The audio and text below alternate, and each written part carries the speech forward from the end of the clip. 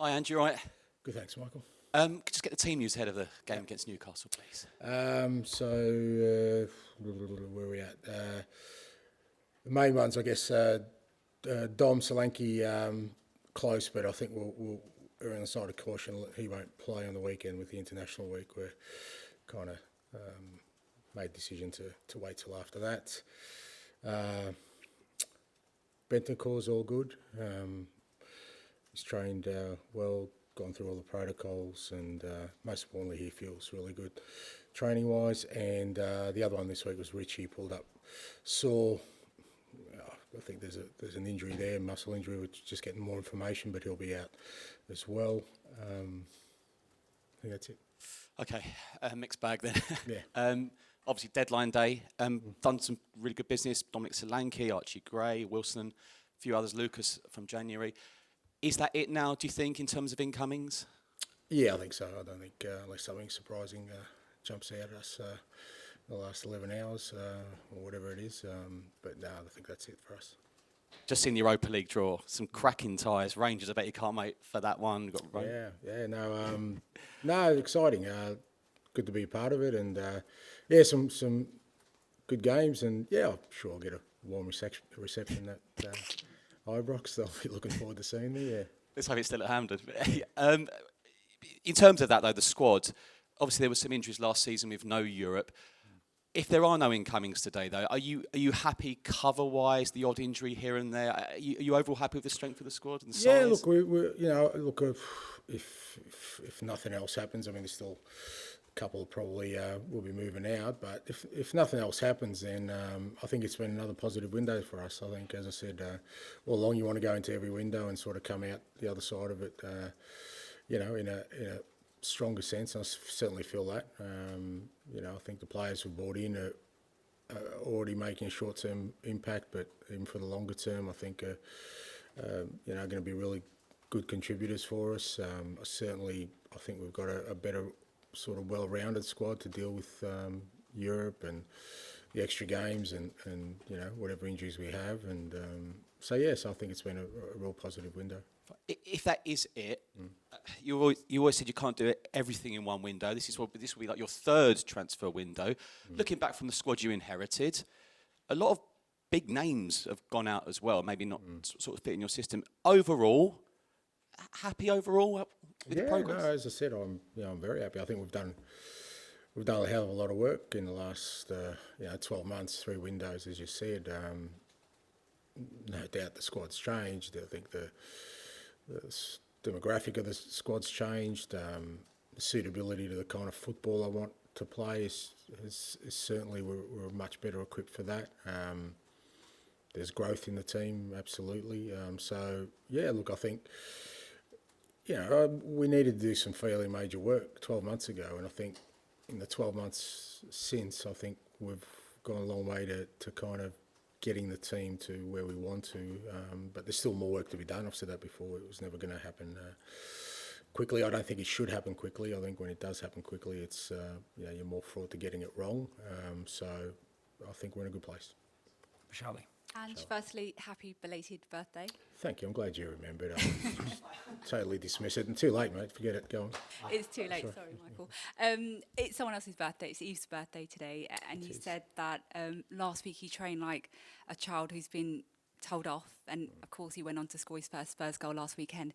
I just wonder, how has he trained this week? And in terms of that goal, what do you want to see more from him in games? Is it controlling the passage of play in midfield, or is it goals and assists? Look, I mean, I don't want to be too sort of flippant about it, because at the same time, we've said all along, this is about, trying to guide Biss so that he becomes, the best version of himself, both on and off the field. And, there's no doubting his qualities as a player. I think, from the moment I've arrived, every time he's been fit, I think he's played. So that's how highly I rate him. But at the same time, we feel there's areas of his game that he can improve, just around sort of, a word I use a lot, his discipline in terms of his positioning, in terms of, the way he plays the game. But a lot of that is, again, there's a correlation to off-field as well. And I think, he's been really focused and in since the incident, and he understands. I think him not playing that first game sort of really hurt him, as it should. I think you can find players, but when they don't play, I think they feel it more. And he doesn't want to be in that position again, and he knows that not just for himself but for the whole group. We need him to be at his best so that he can contribute to the team, and he'll only do that if he continues to show the same focus and discipline he has. And what have you made to the start to the season of James Maddison? Because we've seen such a positive start, similar to last season. Yeah, he's been good, Maddis, really good. I think I said last week, when Maddis is physically in a good place, knock on wood, and he really is. His training's excellent. It's consistent.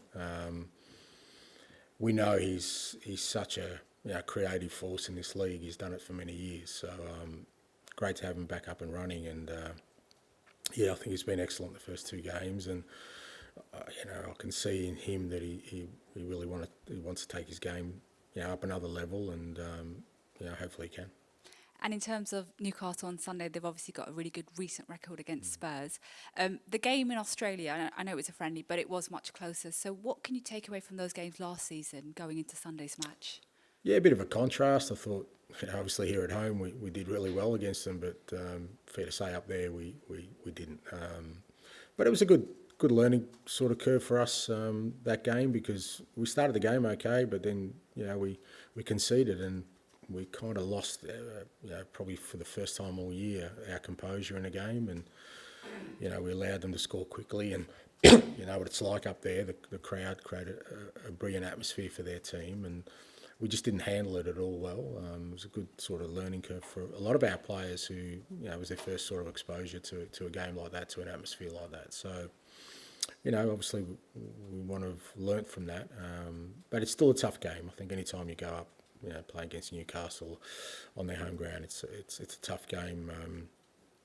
They've got some outstanding players in their team. They're well coached, and it's going to be a great challenge for us. Thanks, Ange. Ian. Hi, Ange, and can I reiterate happy 58th birthday for this week, as some people forgot? Yeah, well, it's my 59th, so you're being even kinder to me. Okay, fine, there we go. The Europa League draw, apart from Rangers, which obviously a lot of people will look at, there's some really excellent ties, but also it gives you a block of 8 games. And last season, because Spurs went in Europe and went out League Cup early, I think bemoaning is a fair word to use. The lack of games, actually your team had to get your team to play how you want and mix players around.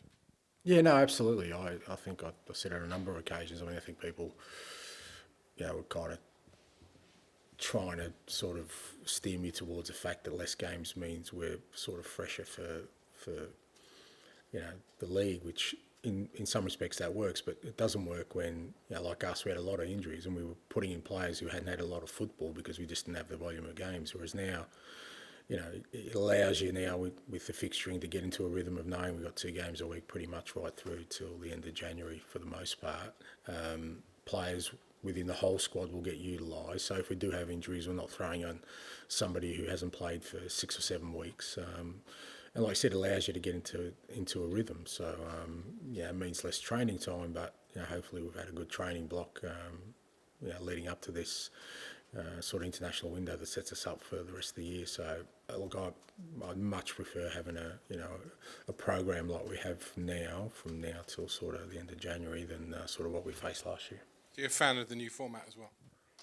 Oh, it's interesting. Yeah, I think it'll be an interesting concept. A couple of extra games, the league format. I think it's different dynamics sometimes.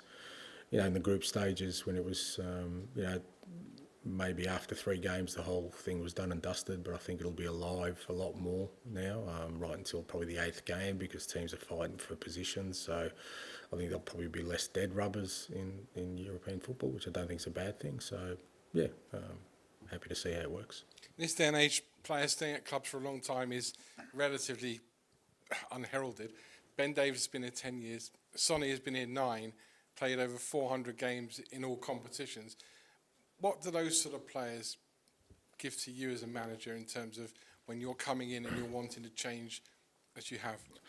Yeah, like I said, it's a bit of a rare occurrence, particularly at big clubs where players stay for that sort of length of time. But yeah, credit to both those guys that they've stayed at this club and played under numerous top managers, and they've all sort of rated them very highly to keep them at the club. And look, they're both great guys. I think they understand what the football club's about. It's great when you've got 18-year-olds walking into a dressing room, and probably two of the first people who will go and greet them are Sonny and Ben, and I'm quite comfortable in them being their first point of contact, because they're outstanding people apart from being fantastic footballers. So yeah, I think it's great, and it's only right that they get heralded in terms of their not just longevity, but the kind of service they've provided.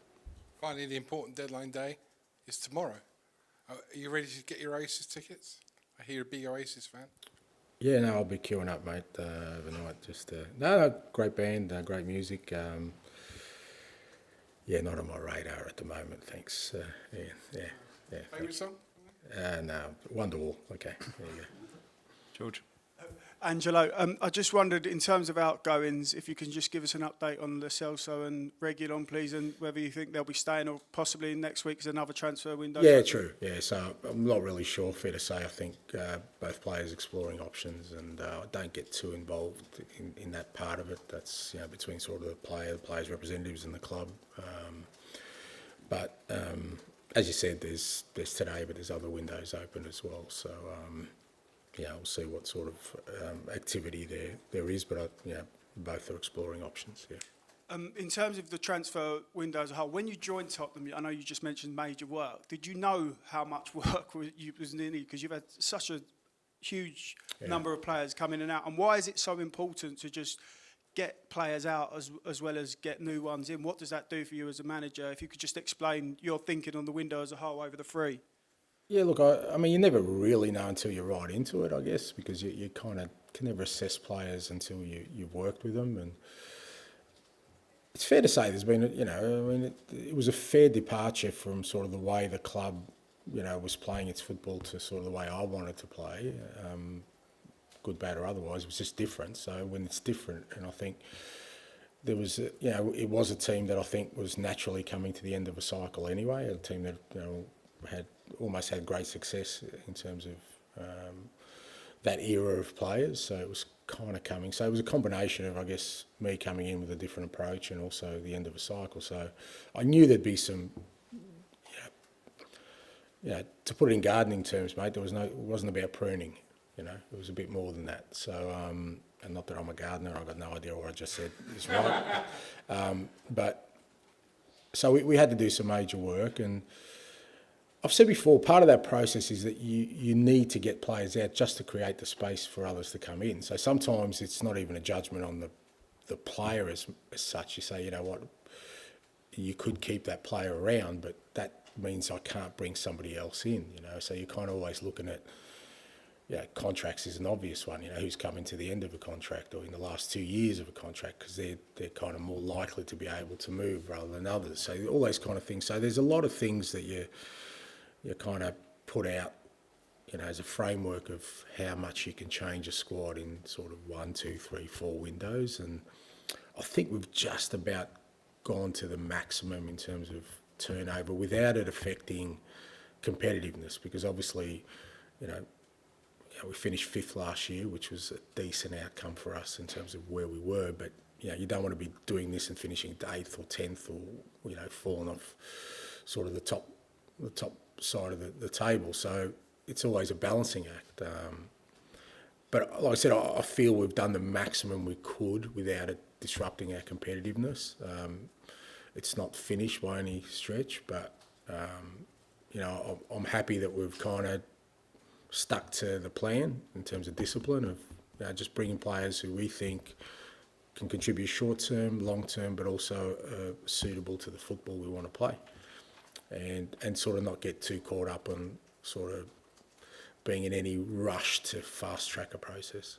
Is it risky doing that in terms of, you've got no idea how they're going to gel, so when you think about changing so many players, Does part of you think, oh, maybe we might have gone too far, or you think, I know you're saying you've heard on the, but is there a risk? Yeah, there is. Yeah, but there's risk in everything you do. There's no sort of sure path in any which way you go. All I got to rely on is kind of my knowledge and my history in the game. That usually, wherever I've been, and fair to say wherever I've been, I've had to overhaul squads. There's a process that I kind of go through, which, for the most part, works. And that's what I've got to rely on in terms of. That I'm not just saying, well, let's just get rid of 10 players and bring in 10 players. It's a bit more sort of hopefully methodical than that, so that we try and get as many right as we can, because you're never going to get them all right. I think that's the other fallacy about transfers. People think, you got to have a 100% hit rate. That's impossible, because if you're bringing every player in and they're great, there's only 11 positions in the team. So there's always going to be guys who are going to miss out. So if you've got a really good transfer policy, it probably means that's at about 70 or 80%, because there's always going to be a 20 to 30% attrition rate just because you've got everyone right. So that's kind of the measurements I've always worked with. And, I think while there was risk, I think you can mitigate that risk by sort of sticking to a process. Down to George, please. Jack, please, sorry. Hi, Ange. Do you feel like you've been backed this window? Yeah.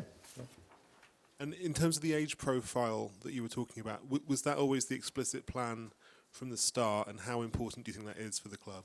Yeah, well, it was definitely part of my plan, because I think when you're trying to build or rebuild a team, you've got to,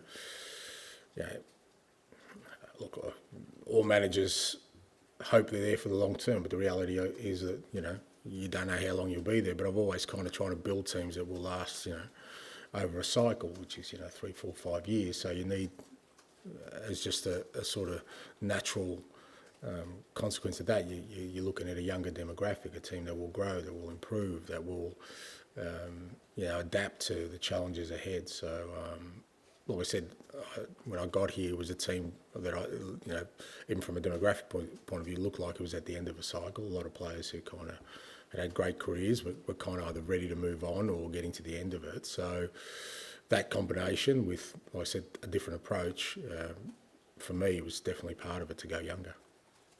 So before you got here, Spurs didn't really have many young players in the team, but now there's a lot of guys here aged between 18 and 23. How does that change the feel around the place, and how does it change your job?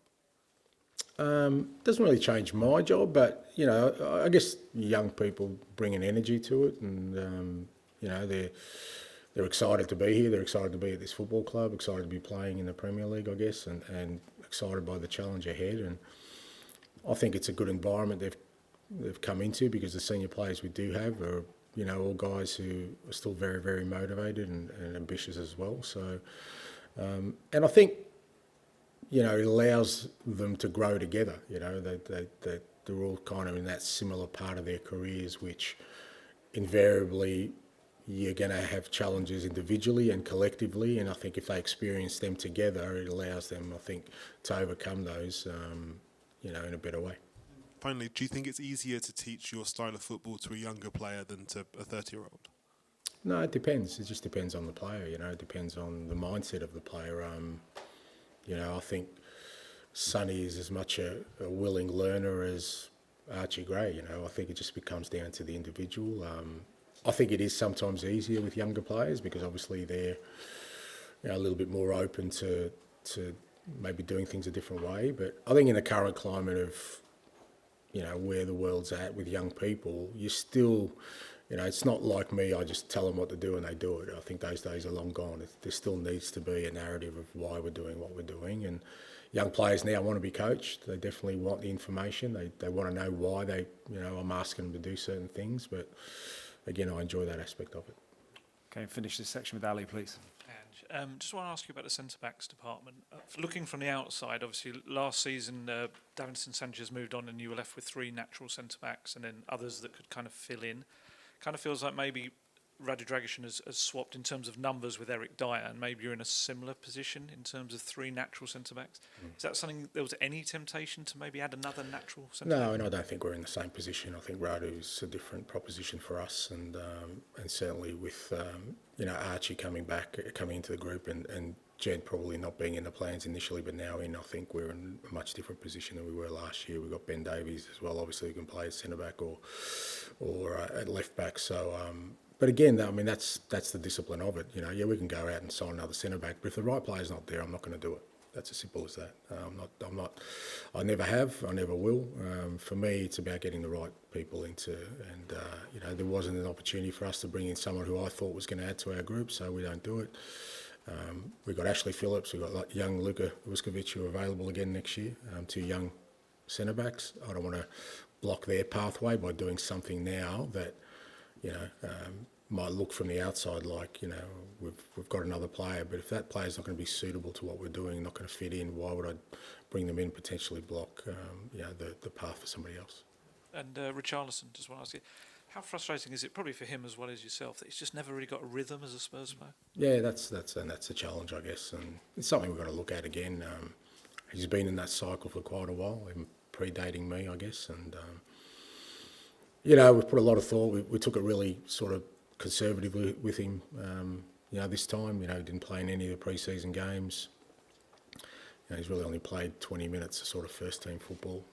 But again, you know, obviously he's had a setback, so it's something we're just going to, again, go sort of back with Richie and sort of work through the steps now of getting him back up and running. Because, you know, when he's fit, he's such a handful. Even last week, that 20 minutes he played, you can see, you know, the kind of, you know, the options he gives us in that position. But you know, it's like I said, frustrating probably for him as much as anyone else, but frustrating for us too. But you know, it's a reason we kind of brought Dom in. But obviously he picked up an injury in the first couple of games. But again, you know, it's something we'll work with Richie with.